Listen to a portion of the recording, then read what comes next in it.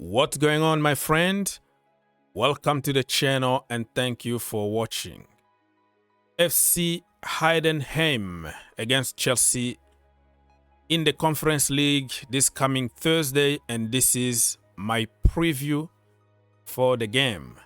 But before we go any further, you know what to do. Help your brother out, subscribe to the channel, like the video, comment down below, share. Take only 1 second to help, and let's get minimum 1,000 likes in this video.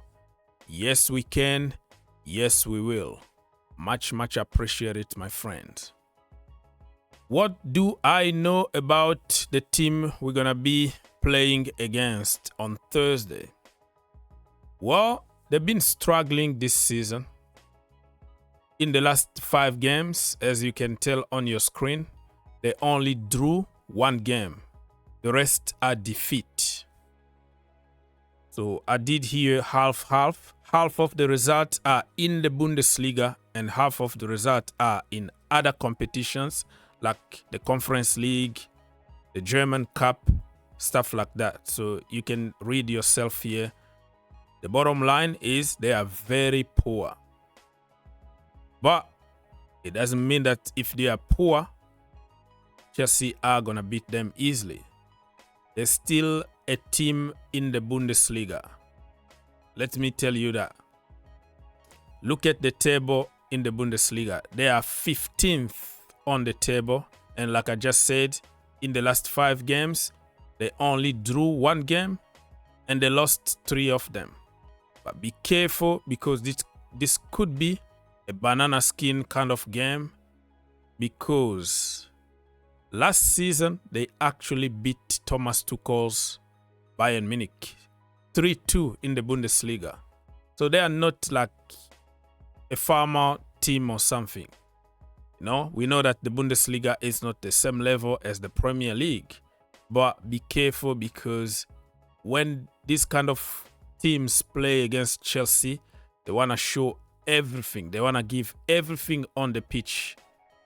Maybe, who knows, maybe Todd Boehly is watching. So somebody might be his lucky day to come to Chelsea. So it's going to be a very tough game. This is going to be very different than Noah. But I think Chelsea can get the job done. We have to take it seriously.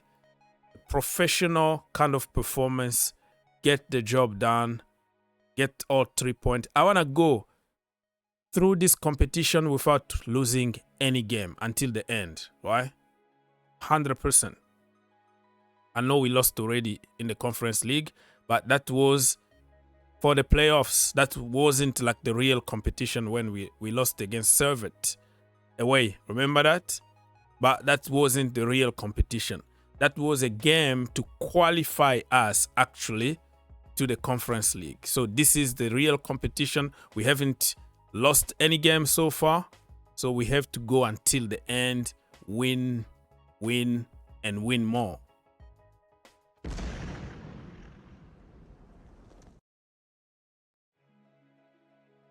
Okay, so this is what I think is going to happen. The lineup: Jorgensen for sure. Back 4, Renato Vega, Badiashile, Tosin, and Disasi. Why Disasi? The guy is not lucky, because most of the time he plays from the wrong position. He makes some stupid mistakes and we're gonna get on his case. But just remember, he's not a fullback. He's not a right back. He's not a midfielder. If you play him as a center back, you can get the best out of him. But now we have no choice. And that brings me to talk about Josh Armstrong. I really hope and pray that he's brought back into the group and start training with the first team, or even the academy. He's not even allowed to train with the academy. This is cruel. This is evil. This is stupid. What are we gonna get from this? We're gonna lose. It's a lose-lose situation for us. We're not gonna sell him in good price because he's not playing. He's not even training with the team. And if he says he's not signing a contract, there's nothing you can do about it. What Chelsea could have done is just let him play. He's playing games in the Conference League and some games in the League Cup or the Premier League here and there. You increase his value and you sell him. No problem with that. But benching him, punishing him, banning him from Chelsea just to force him to sign a contract is stupid from Chelsea, and they're not going to get anything from Josh. I hope that by the time you watch this video, it could be a news there, or on Tuesday or Wednesday or whatever, Josh is back in training. And this is his position. This is the kind of games that he was going to shine, you know, against teams like Noah, for example. He was going to play like 90 minutes, and this is how you develop a young player. The way they are treating our youngsters from the academy is evil. It has nothing to do with where you're coming from. It has nothing to do with xenophobia or tribalism or whatever. Let's put that sentiment away. Anybody would do the same for their family members. Imagine if Josh was your kid and you don't see any path of development in the first team, and they are forcing you to sign a long-term contract, knowing that they are trying just to keep their value so they can sell you as just a piece of merchandise or something like that. So, Josh, justice need to be done, but this is the kind of games that he was going to play against of forcing Disasi in the wrong place. Man, I feel for Josh, man. Anyways, let's continue with this lineup. I'm getting frustrated already.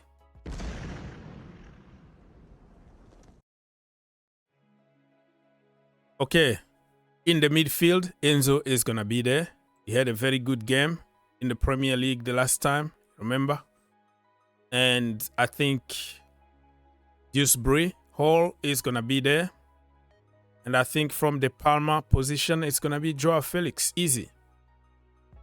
Front three, Mikhailo Mudryk from the left-hand side. Jadon Sancho from the right-hand side. Yes, he can do it. Sancho can play both sides. He can also play as a number 10 or number 8. Everybody knows about it. I don't have to explain myself.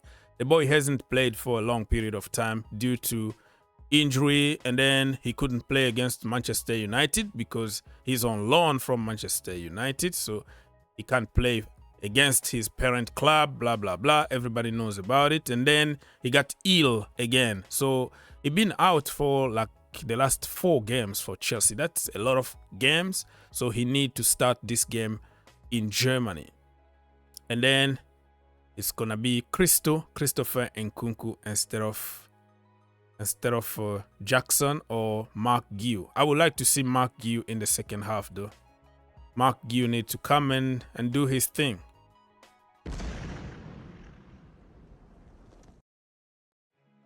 Okay, so it's your turn now to let me know what will be your lineup and your predictions for this game.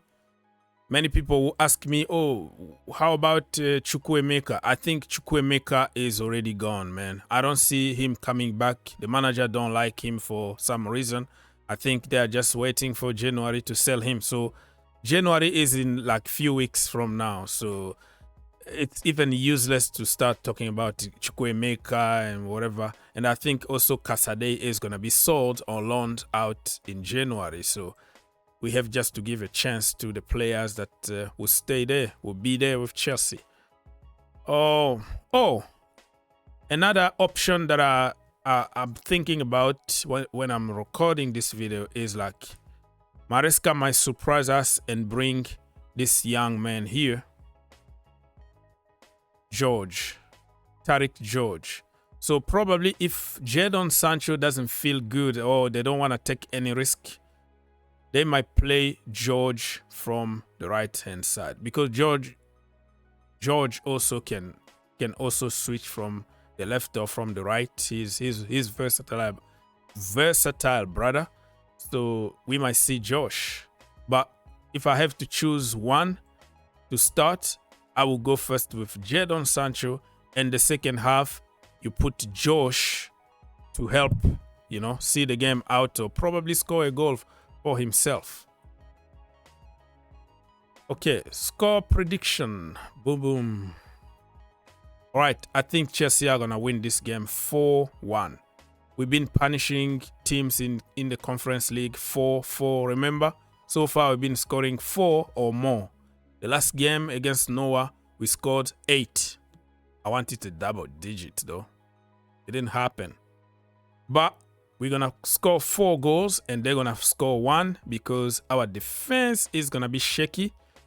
People playing out of positions, and people are very slow. Tosin and Badiashile are very, very slow, but they are intelligent, though. So if we can be so smart on the pitch, we can just get the job done. But I see another silly mistake to allow them score 1 goal. Of course, Vega is going to be the guy who to invert in the midfield, you know what I mean? And find himself as a number 10 or whatever. But I don't care. 4 for Chelsea, 1 for them. Who's going to score for Chelsea? Joao Felix. 2. Wait. Joao Felix hat-trick. How about that? I really want him to score a hat-trick.